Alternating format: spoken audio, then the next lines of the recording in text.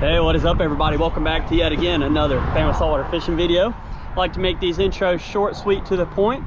I'm just out here on the intercoastal waterway, Orange Beach, Gulf Shores, Alabama.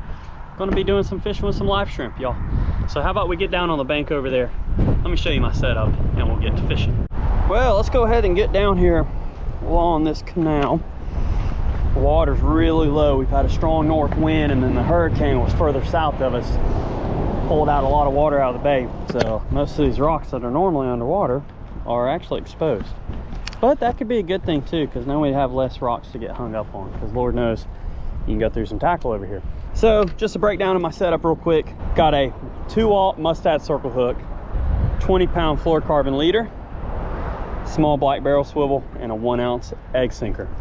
Now this is a little pin conventional reel, 30-pound braid, and a 7-foot medium heavy conventional rod. So bait of choice is going to be live shrimp. Let's get us one out of the live bait cooler. There we go, he was floating on top. All right, man, catch me something good here. Pretty little shrimp. See a lot of the mud up in his gills. See that? It's really cool. But these actually come from Mobile Bay. Purchased them at a local tackle shop. They catch them up in the bay this time of year, which is really cool.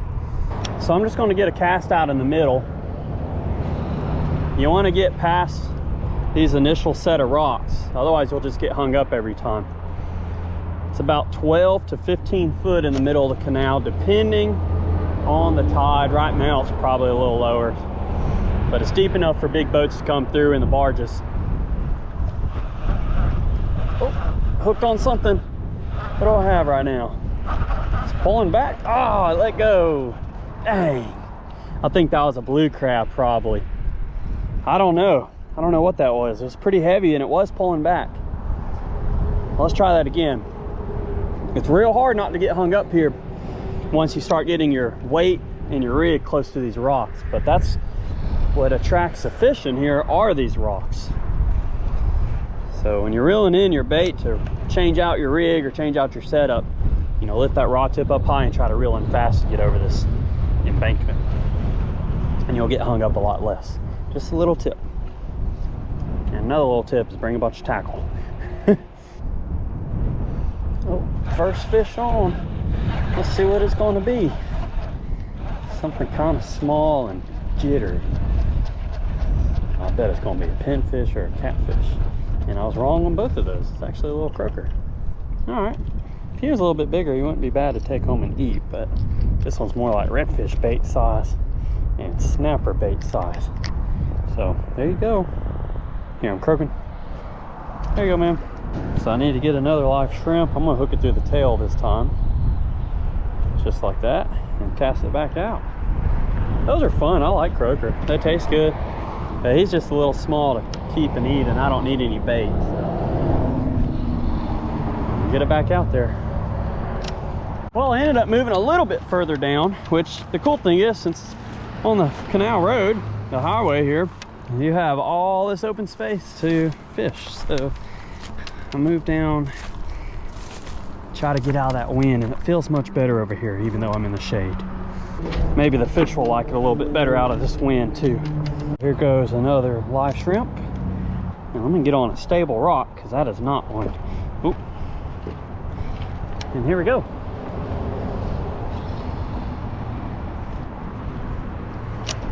See, this is what most of these fish in this canal are eating. I mean, there's a bunch of mullet and bait fish in here, but a lot of these drum and redfish and other little baits are munching on these barnacles and the algae that's growing on the rocks. So definitely when you have rocks, it attracts a lot of fish, which is great. I love fishing around rocks.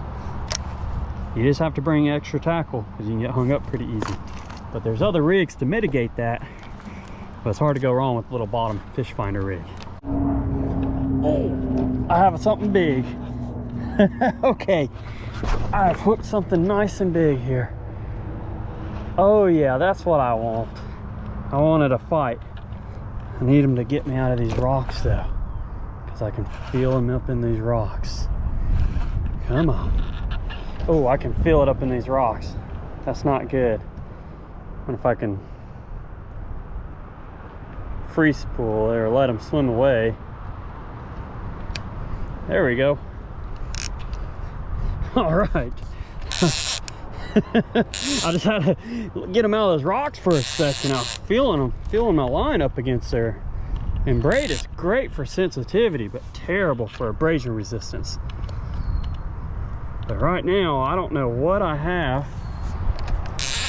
but it's something with some good weight to it. Oh, come on.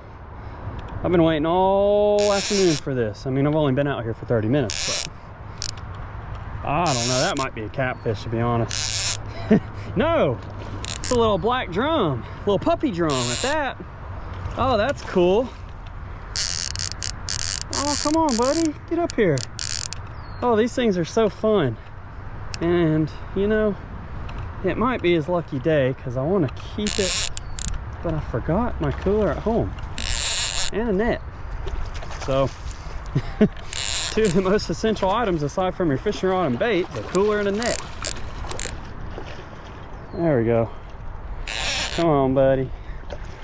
These things are fun. I love catching them, especially this size. But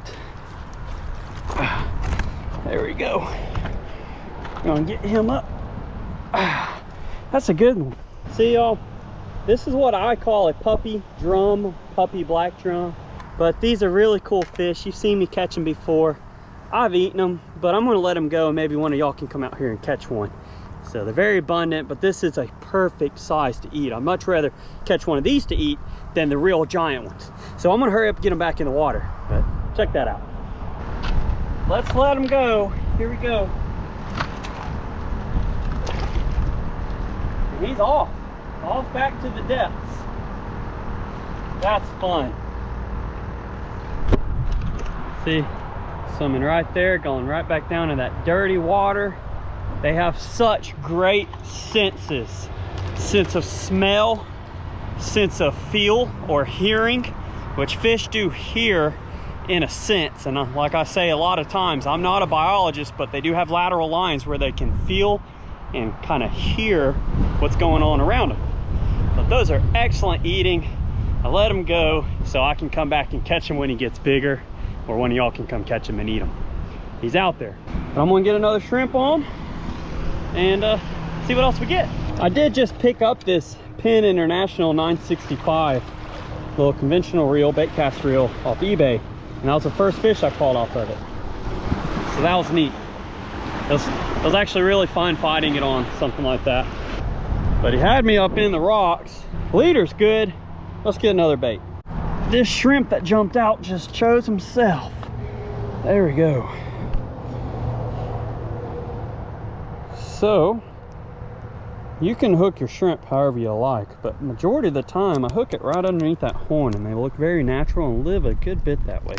But you can hook them in the tail, you can hook them however you feel like to be successful fishing. So I'm gonna cast way out again. There. Because if you cast up shallow, like I said earlier, you're gonna get stuck in these rocks. So cast along out and let your bait pendulum down, swing down, parallel to these rocks.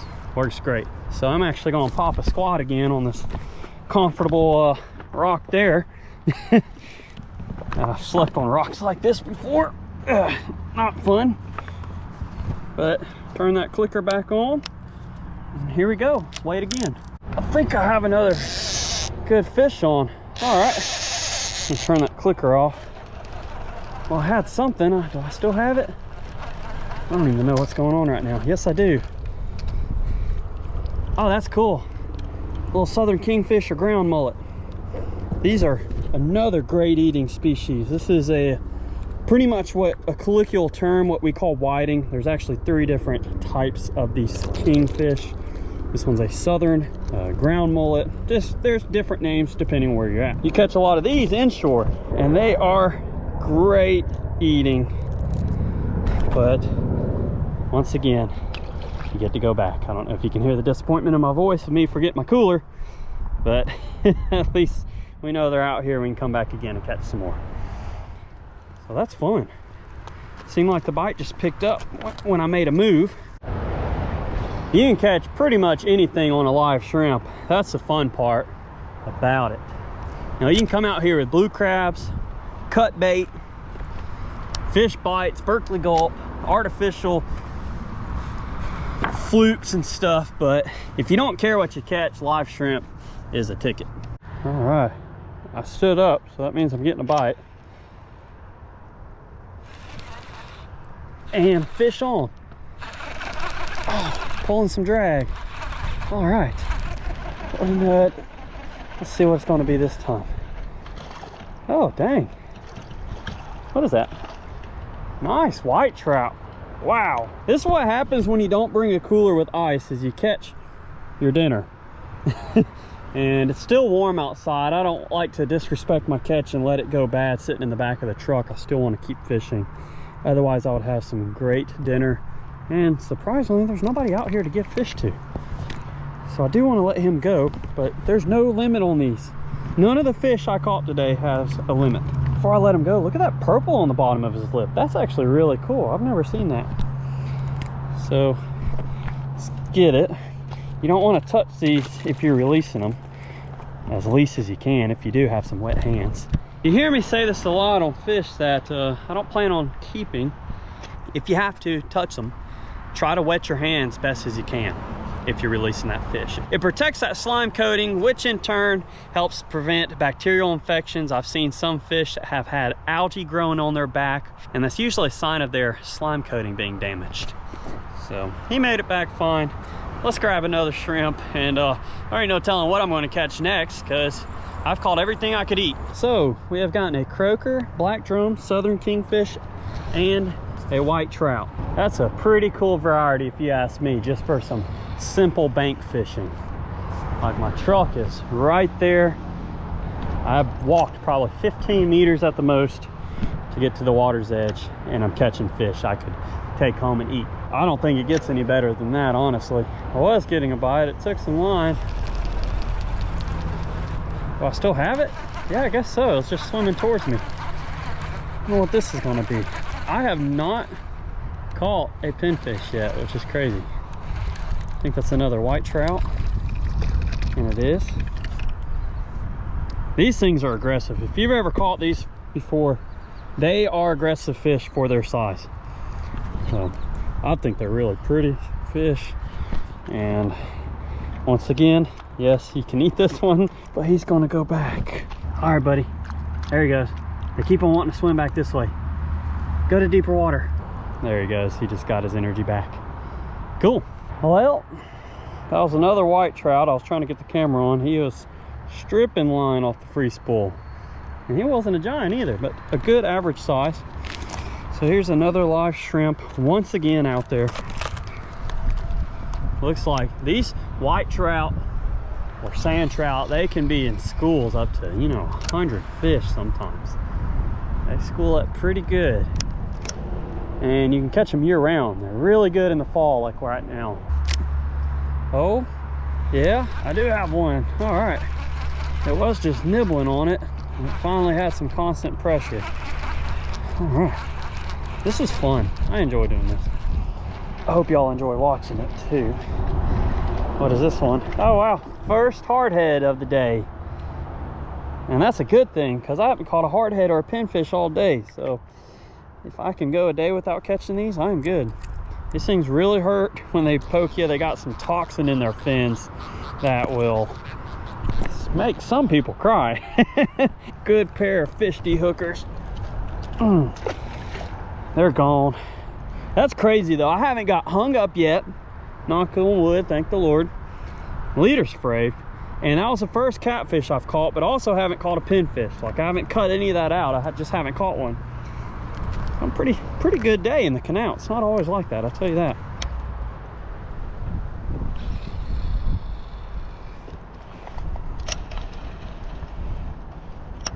So I did come back home, and it's actually the next day I'm doing this closeout on. It got a little too dark by the time I went to go close out the video.